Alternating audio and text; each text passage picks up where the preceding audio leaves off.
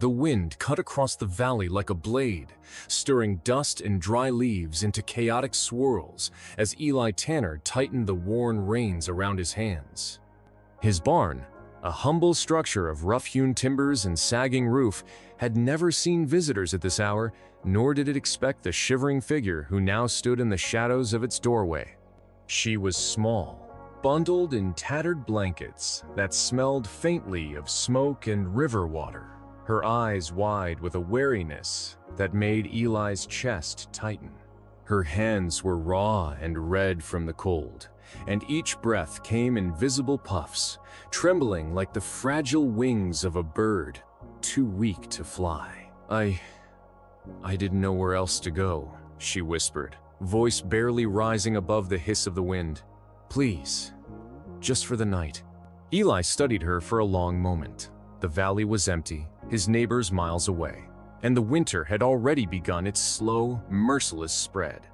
There was danger here, yes. Outsiders rarely went unchallenged in these parts, but something in her eyes told him she wasn't asking for trouble. She was asking for survival. You'll freeze if you stay outside, he said finally, gesturing toward the barn. Come in. Quiet now. Don't make a sound. The girl hesitated, eyes darting over the shadows that seemed to cling to every corner of the barn like specters. Eli motioned again, and she stepped inside, the sound of her boots crunching against the frozen ground, nearly drowned by the wind. He closed the door behind her, bolting it against the dark night. The sudden stillness inside was broken only by the creak of the old wooden beams and the soft whimper of her shivering. Name? Eli asked, keeping his tone gentle, though his hand hovered near the pistol at his belt.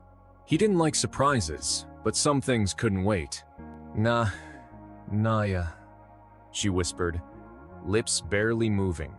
Her gaze never met his, fixed instead on a crack in the barn wall where moonlight fought its way through. All right, Naya, he said. You stay near the fire. Keep warm. Don't touch anything you shouldn't.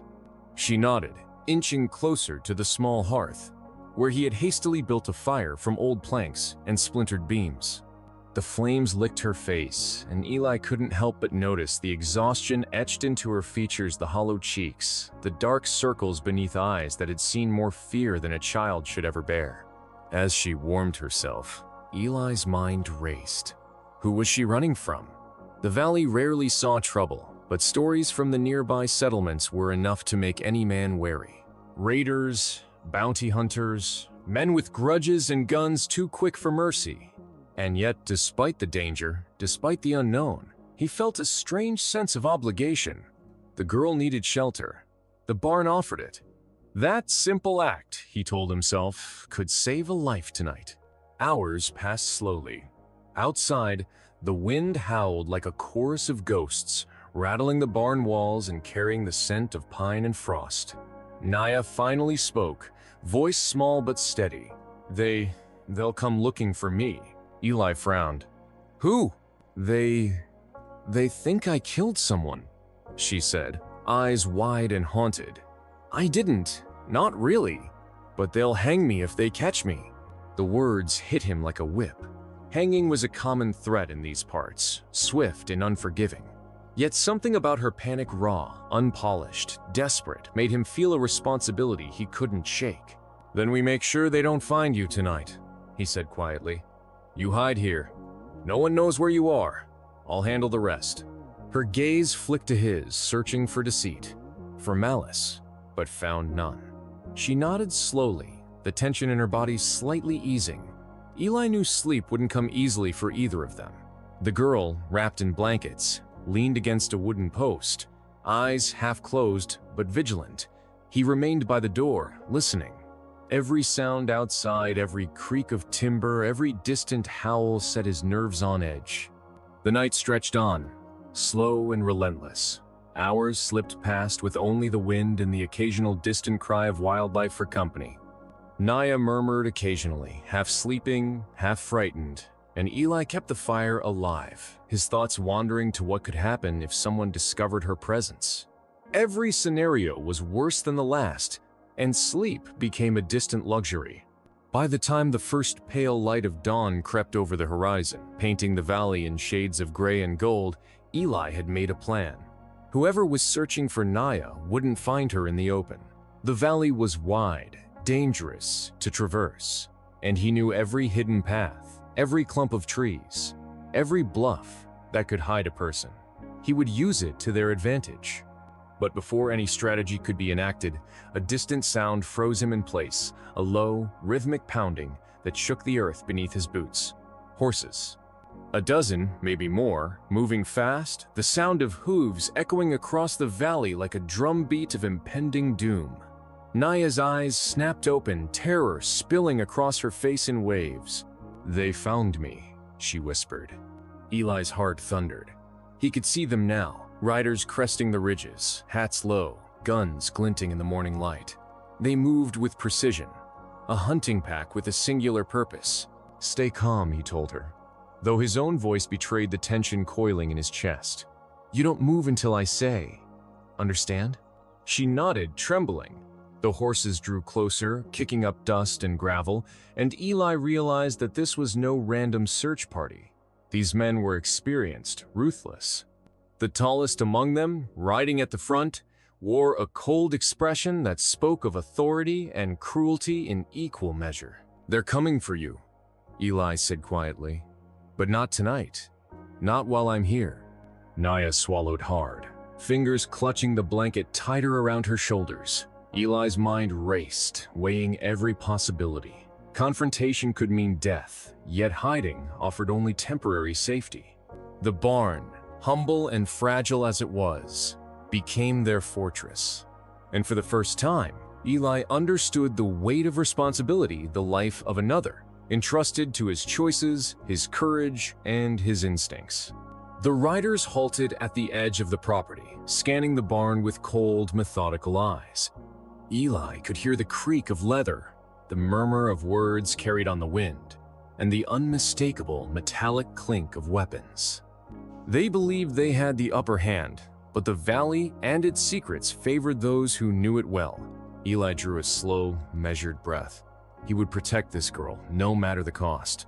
And he had a plan, one that would either save them both or see the valley turned into a graveyard for those who dared to cross him. But even as he whispered reassurances to Naya, he knew the morning sun had barely risen on their nightmare. The valley, usually quiet and serene, had awakened into a battlefield, and neither he nor the girl he had sheltered could turn away from what was coming next. The riders dismounted, boots hitting the frozen ground with deliberate weight, their spurred steps echoing like drumbeats across the valley. Eli's hand hovered near the old rifle leaning against the barn wall, knuckles white as he weighed his options. He didn't have the numbers, but he had knowledge every hidden path, every shadowed hollow in the valley that could conceal a fugitive. Naya, meanwhile, pressed closer to him, shivering not from cold this time, but from fear. The tallest rider, a man with a thin, cruel smile, surveyed the barn as if it were a puzzle he intended to solve by force. "We know you're in there," he called, voice cutting through the chill like a whip. "Come out quietly, and we'll make it easier on you." Eli didn't answer. He had learned long ago that speaking first often gave away more than it concealed. Instead, he shifted his weight, subtly positioning himself so that he could cover Naya while remaining partially hidden in shadow. His mind raced. These were no ordinary lawmen, they moved with purpose, coordinated, like hunters who had tracked their prey across miles of unforgiving terrain. Naya's whisper cut through the tension. They'll kill me if they catch me." "I know," Eli said quietly, "but they'll have to get through me first, and I don't plan on letting that happen." The leader laughed softly, a sound without warmth. "A man and a girl against 5? Brave or foolish? We'll see which." The riders spread out, circling the barn, scanning every corner with cold precision. Eli could see the glint of sunlight on metal guns, knives, tools of enforcement meant to intimidate and subdue. He realized that time was slipping through his fingers. If he didn't act quickly, Naya would have no escape, and the valley would bear witness to a tragedy he couldn't forgive himself for. "You need to hide," he whispered to Naya, nodding toward a gap behind a stack of hay bales. She hesitated, eyes wide, but obeyed, curling into the shadows as he motioned for silence. Every heartbeat felt deafening, every breath a risk. Eli positioned himself so that he could keep sight of both the girl and the approaching men, calculating his next move. The leader approached the barn door, boot striking the wood with slow, deliberate force. "Step out and we'll talk," he said. "Try anything else, and she dies where she stands." Eli's fingers tightened around the rifle. He knew talking wouldn't work. These men believed in control, in fear, in punishment before justice. He needed a distraction, something sudden, something that could tip the scales even slightly in his favor. His eyes scanned the barn, resting on the stack of old feed barrels, a loose plank in the wall, the small window near the roofline. And then he made a decision. With a grunt, he kicked a loose board across the floor, sending it clattering toward the opposite side of the barn. The sound echoed, catching the riders' attention. Two of them turned instantly, drawn by the unexpected noise. That was all the opening Eli needed. He grabbed Naya's hand, pulling her deeper into the barn, toward a narrow passageway he had barely noticed before, one that led to the forested edges of the property. They moved silently, limbs stiff with cold and fear, every step measured. Outside, shouts erupted as the riders realized their prey was no longer in plain sight. Eli's heart pounded as he guided Naya through the underbrush, branches clawing at their faces, the snow crunching underfoot like brittle glass. She stumbled once, and he caught her just in time, whispering, "Keep moving! Don't stop! Not for a second!" Behind them, the riders pressed on, guns raised, their voices carrying over the wind. Eli knew the forest would give them cover, but it also had traps of its own hidden ravines, frozen streams, slick rocks that could betray even the most careful steps. Every second counted, every misstep could be fatal. Eventually, they reached a clearing where the sun broke through the frost-laden branches, painting the snow in golden light. Naya paused, panting, her small frame shaking from exertion and terror. Eli placed a hand on her shoulder, steadying her. "We can't stop. Not yet." She looked at him, fear and trust mingling in her wide eyes. Where will we go?" Eli didn't answer immediately. He had options, but none were without risk. He scanned the valley below, a network of hidden trails, abandoned cabins, rocky outcrops where someone could disappear if they moved fast. His mind worked frantically, plotting each possible escape, each diversion, each possibility for survival. "We move downhill," he said finally. "There's a ravine that curves around the old mining road. They won't follow us there, not easily. We can disappear before they even realize which way we went." Naya nodded, swallowing her fear and stepping carefully after him. Her trust was fragile, but it was there, a lifeline Eli could not ignore. They moved as quickly as the terrain allowed, silent shadows among the frost-kissed trees. Every rustle of leaves, every snap of twigs underfoot set Eli's nerves on edge. The riders would catch up if they hesitated, and hesitation was fatal. The sound of pursuit was relentless. Hooves pounded against the frozen earth, shouts carried on the wind, and the occasional gunshot reminded them that their enemies were close, patient, and deadly. Eli guided Naya through hidden paths, taking advantage of every rock, every dip in the landscape, every tree that could obscure their trail. They emerged at last near an abandoned cabin, half hidden by snow and frost, a relic of a time long past. "This will have to do for now," Eli whispered, pushing open the creaking door.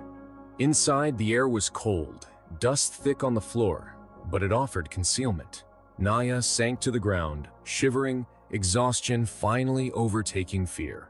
Eli knelt beside her, checking her for injuries. There were none, thankfully, but the weight of what lay ahead pressed down like a storm cloud.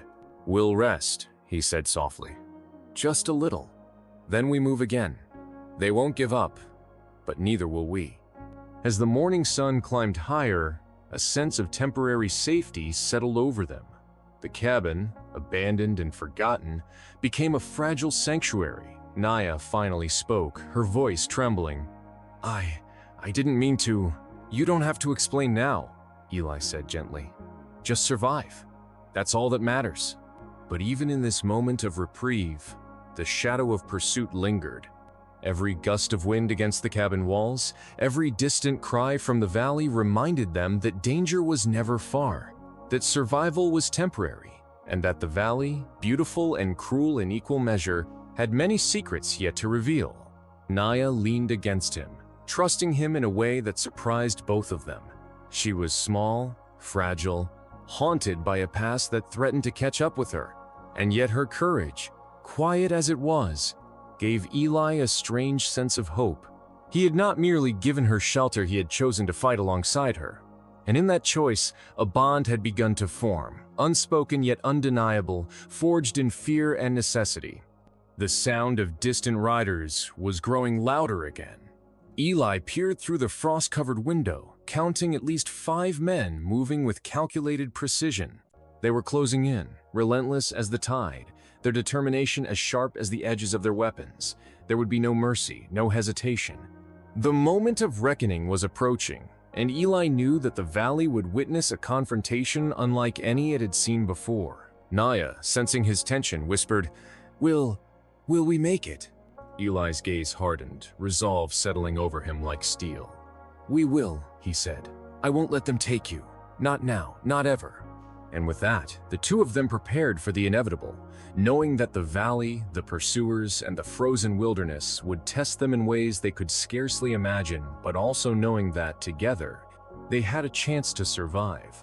The sound of hooves grew louder, echoing through the valley like the heartbeat of a storm. Eli pressed Naya into the shadows of the cabin, listening as the riders drew closer.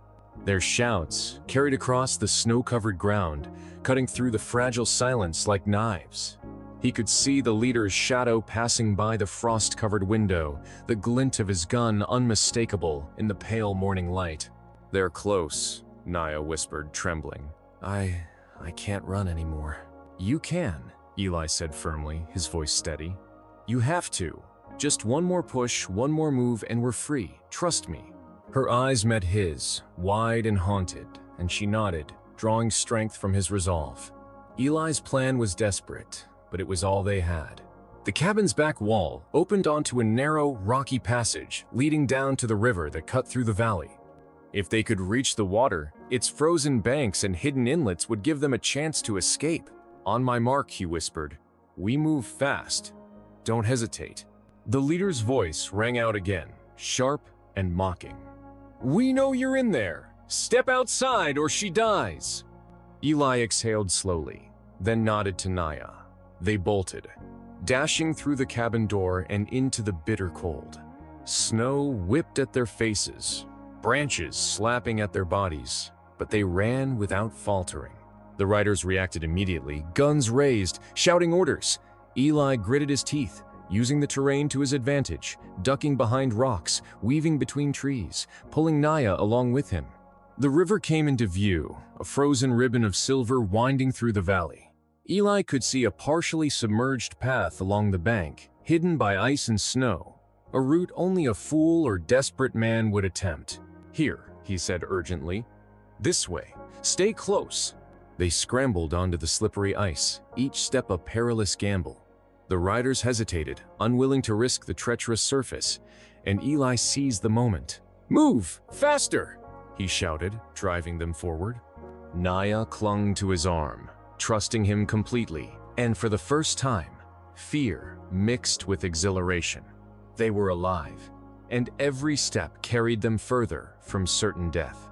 The first rider made a move, sliding dangerously across the ice, gun drawn. Eli didn't pause. He picked up a loose branch, swinging it with precise force. The rider stumbled, arms flailing, and went down hard, cursed under his breath as he slid to the riverbank. That split second of chaos gave them the lead they needed. By the time the rest of the riders found the courage to follow, Eli and Naya were already disappearing into the dense forest on the far side of the river. The trees, tall and snow-laden, swallowed them whole, leaving the valley behind in a swirl of white and silver. For the first time since the night began, they dared to breathe without fear choking them. Hours passed as they moved silently through the woods, stopping only when they could no longer see or hear their pursuers.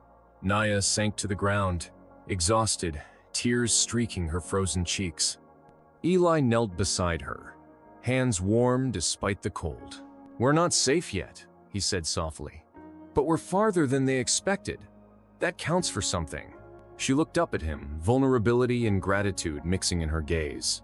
"Thank you," she whispered, "for everything."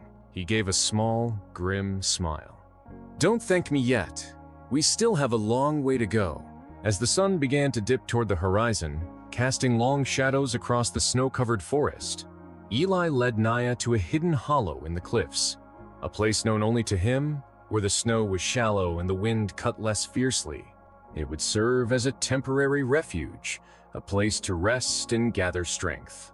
The valley below was quiet again, but Eli knew the hunters would not give up. They would return with more men, more determination, and more danger. Naya huddled close to him, wrapping herself in blankets he had carried. I never thought someone would help me," she admitted. Her voice trembled, not from cold but from emotion. "All my life, I ran. Always alone. Always scared." "You're not alone anymore," Eli said, placing a hand over hers. "Not while I'm here, and not while I can still fight."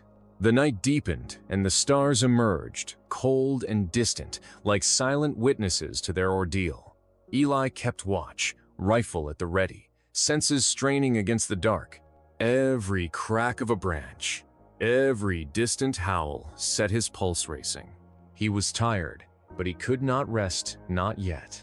Survival demanded vigilance, and these woods, beautiful as they were, hid threats around every corner. Morning came slowly, bringing with it the faint rumble of movement in the valley. Eli peered through the trees, spotting dozens of riders converging on the area from different paths, their horses' hooves carving deep furrows in the snow. 500 men, Eli realized, stretching across the valley like a tidal wave of violence and authority. The scale of what they faced was overwhelming, but he refused to give in to despair. "We can't outrun them," he said quietly, gripping Naya's hand. "But we can make them hesitate. We can make them doubt. And in that doubt, we find our chance." He began to lay a plan in his mind, marking paths through the forest, hidden ravines, and old mining tunnels that could slow the riders. Every step required precision. Every decision carried weight. Naya listened intently, absorbing his strategy, her fear tempered by the trust she placed in him.